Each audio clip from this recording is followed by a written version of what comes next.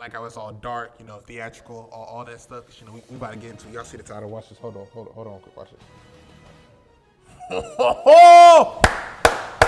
We about to get into it right now. Let's go.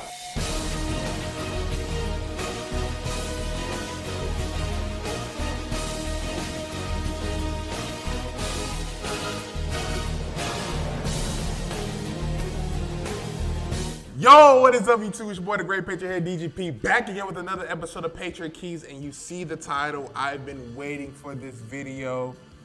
I was going to make this last week, but again, I've been busy with work, man. Again, follow me on all social media platforms, but before you do that, before you click on the video, be sure you hit that subscribe button, man. Leave a like on the video, and let's get into it. You see the title, Brady versus Belichick, round one, halfway through the season, first time them breaking up. First thing, let me say this right here before disclaimer, before people out here and see what happened.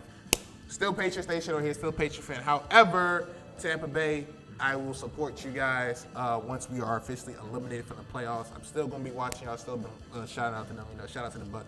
Shout out to my guys Nick Leverett, Ryan Smith, and boys from my colleges on there, man. Here to talk about Brady versus Belichick. Now, For years, let's go back a little bit. Just for years, since I was a wee young little kid, I've been hearing that Brady, Belichick, who deserves the credit? This has been a question for the ages. And I've heard it is Belichick's system. Belichick's system. Anybody can win with Belichick. Bring in any quarterback and they can win Belichick. Tom Brady is overrated. So, Tom Brady, at age 43, Belichick doesn't want him back. He says, want to move on.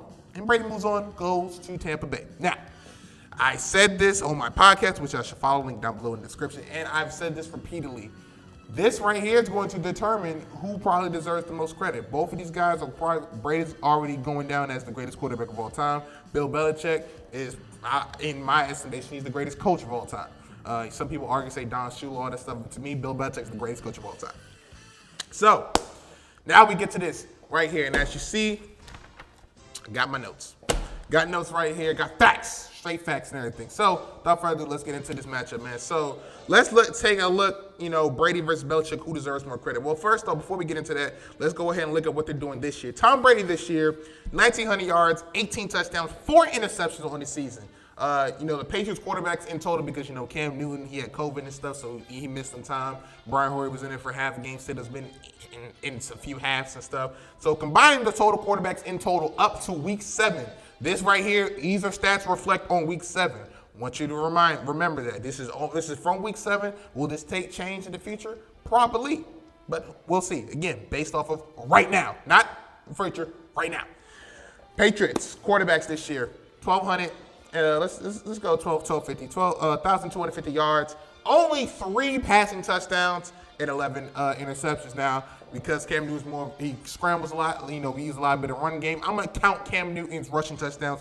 And so let's count that. 5 rushing touchdowns for Cam Newton. So now you want to look at it, 1,200 yards passing, 18 total touchdowns, and 8 total touchdowns and 11 interceptions. So you look right there. Tom Brady has 10 more touchdowns than him, less than half, more than half of the interceptions less than them, and about 700 more yards or so. Now, I know what you're going to say. Well, of course Brady should do this, man. Look at the weapons he has. Yes. And so this right here isn't really a good comparison. Why compare these two teams? One team doesn't have that many weapons. The other team has all these weapons that's supposed to be good. Mike Evans, Chris Godwin, Rob Gronkowski, who people was told was washed, which I ain't going to lie, first couple weeks, I said he looked a little washed, but I said I'm going to give it some time and look at him right now. So let's not do that. Let's compare to 2019. Let's go to Tom Brady his last year in New England. Let's compare the stats compared to the quarterbacks this year. Tom Brady last year had 2,000 yards, 11 touchdowns, 4 interceptions. The 4 interceptions stay the same. And I'm not going to, and I have it written down that some of these interceptions were some on the receivers, some were on the quarterbacks.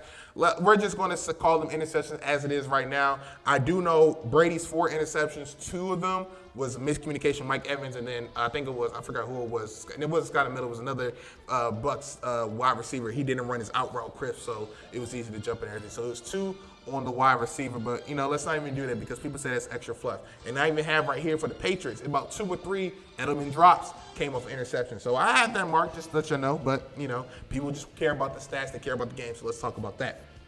So Brady, he has 700 more yards than them this year. Comparing his last year's stats now.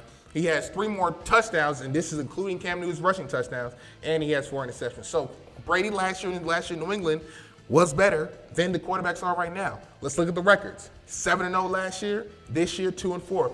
Oh, they had an easy schedule last year, all this stuff. Okay, they had better weapons last year. Well, let's compare the weapons. Julian Edelman this year and last year. Obviously, it's a different Julian Edelman. Now, I will say this though, last year about early on in the season, Julian Edelman did crack his ribs, and we started seeing the decline of Julian Edelman. Obviously, the decline is officially hit from this year, but Edelman's been banged up and everything. So Edelman's there. Phil Dorsett versus Damian Byrd. I would say those 2 receivers are pretty much identical. They do the same thing. They're not going to shake nothing. So I would say that's identical. Let's go to the next thought. Jacoby Myers. Well, that's not the Jacoby Myers. Let's do N'Keal Harry, who was there last year, but again, we're going up to only week 7. And he wasn't there for week 7. And now let's go to right here, Josh Gordon, who his name sounds great, but if you remember 2019 Josh Gordon, he showed flashes here and there. He might have had a play or 2 there, but he didn't really show it. People were saying that he was washed, he was running slow and everything, but I would still take Josh Gordon over N'Keal Harry, just by slightly. Jacoby Myers, he's there for the team now, but, last year he was a big piece of Tom Brady saying he was one of the guys that, if it wasn't Edelman, he was counting on Jacoby Myers because Josh Gordon couldn't be there every game. Antonio Brown last year, only had it for 1 week though, man. So if you want to count 70 yards and a touchdown, you want to take that away, you're looking at 10 touchdowns and you're looking at about 1,900 yards still more. So if you want to do that, AB was only there for 1 week. James White, he hasn't been there a lot this year, but they have been complimenting with Rex Burkhead. So both of them kind of do a lot of the same things. Again, hope James White's family is okay, with the whole thing that happened with his father and everything. But he was a big weapon last year. So looking at the stats, looking at the win column, it seems like that they're missing stuff. Oh, but man, you got to look at Belichick without Brady. It's been proven. Belichick has his winning record. These are facts. Belichick is this, is that without Brady. Let's go ahead and tally up and look at each season and just take a look at the record. And I'm not even including Cleveland. Let's not even count Cleveland. Let's just talk about New England. In his first year there, in 2000 to 2001, first year he went 5-11 with Drew Bledsoe. Tom Brady wasn't there. First year went 5-11. So then the following year after that, he goes 0-2. Drew Bledsoe gets hit by Mo Lewis, which sparks the dynasty. They later win the Super Bowl that year. Let's go now, scroll mosey down, and also to when they won the Super Bowl. I ain't saying they blew them out. They had some growing pains. Brady didn't look the best, but just looking at the win column. So right now, at this point, he is 5-13 with Drew Bledsoe. Bill Belichick's 5-13 with Drew Bledsoe. Let's keep that in mind. This is, again, his first early year. Now let's go ahead to 2007, 2008, when Tom Brady tore his ACL by Bernard Pollard, the Patriot killer, tore his ACL, and they ended up going 10-5. Oh, my goodness. See, look, Belichick's system. Well, let's look at that, man. In 2008, that was the year after the Patriots went 16-0, arguably one of the greatest teams to not win the Super Bowl. And people say, oh, man, but it's a different team, right? The only key people that from that 2017 to the team now is Asante Samuel, lost him in free agency. Dante Stallworth lost in free agency, but they brought in Jabbar Gaffney, who I would say filled the role pretty well. I think Jabbar Gaffney and Dante Stallworth did pretty much the same thing, did the same kind of work. So let's go with that. And Roosevelt Colvin, who was a little bit older, but they did draft my boy Gerard Mayo in the first round, and Gerard Mayo was the Defensive Rookie of the Year for the AFC. So I would say that he filled that role well, if not better than that. So looking at the 2008 roster, yes, they went 10-5 with Matt Castle. However, they had pretty much a 16-0 team coming back. 10 wins. I expect that. I expect us 10, 12 wins. I expect it from a 16-0 team. And again, it wasn't like Matt Castle was a bad quarterback anyway. Even when he got traded to the Kansas City Chiefs, made a Pro Bowl or two. Was in a few playoff games. A decent starting quarterback. 10-5 with a 16-0 team. I expect that. So now if you want to go actually tally up the wins and losses and all that stuff, you are looking at 15, 16. You're looking at 15 and 18. So 15 and 18 is Belichick's record without Tom Brady at this point. Now, let's go ahead and look at 2015 Deflategate. So you're looking at right now, it is, 15 to 16. 15, 18, I'm sorry. Making sure I'm doing my correct math, 15, 18. Then they end up going 3-1, which now leads us to 18 and 19, right? 18, 19, if I'm not mistaken. My math is correct. Let me just double check. I'm sorry. My math is perfect. 18-19. Belichick is 18-19 without Tom Brady. 18-19. Now let's look at this year without Tom Brady. 2-4, which now leads that to 20-23. Bill Belichick in his time in New England is a sub 500 team without Tom Brady. Everybody wants to point to the fact that 10-5, 3-1, and I know what people are gonna say. You're really gonna count his first year? Yes, I'm gonna count his first year because I was without Tom Brady, right? He can win with anybody, right? I mean, he didn't have Brady one year. The next year they ended up winning the Super Bowl. They pretty much had the same team too. So what changed? Look at last year. They were 7-0 last year. This year they're 2-4. What changed? And this ain't a way to bash Bill Belichick. This ain't a way to bash the Patriots because I'm still a Patriot fan at heart. I told y'all in the offseason what should happen. And it seems like the Patriots are doing it. They're tanking. Now they don't got Tom Brady. So I say all that to say all these facts. Just a quick discussion. Brady versus Belichick. Who deserves the credit? Who was the forefront? I've been on the side of, look, coaching matters. It does. You can get so many more talented people coaching in terms of guys who are average, you can make them good, fit in the system. But when you have a great player, a generational, I wouldn't even say talent because it's more so his intangibles.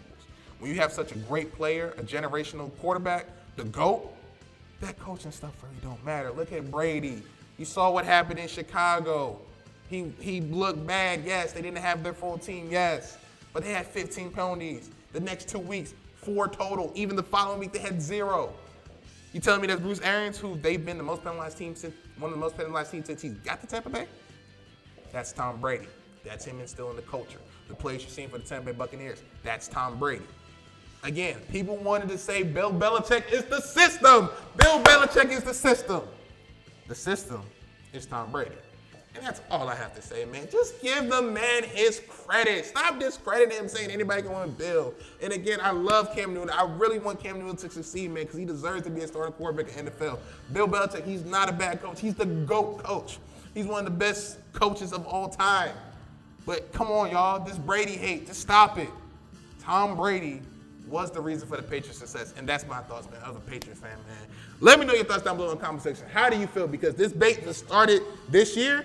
And it's dialogue time, man. Halfway. This is end of round 1. And, you know, we can look at it as like MMA or something. Round 1 goes to Tom Brady, man. Man, this your boy DGP, y'all. I catch you next thing, y'all. Stay safe, wear your masks. Stay blessed, and Patriot fans. Like I said last year, we're in the end game, man. Hopefully, tank for Trevor, tank for Justin Fields. Hopefully that works, man. Love y'all. Subscribe, comment, all the great stuff. Catch you next thing, y'all. Peace.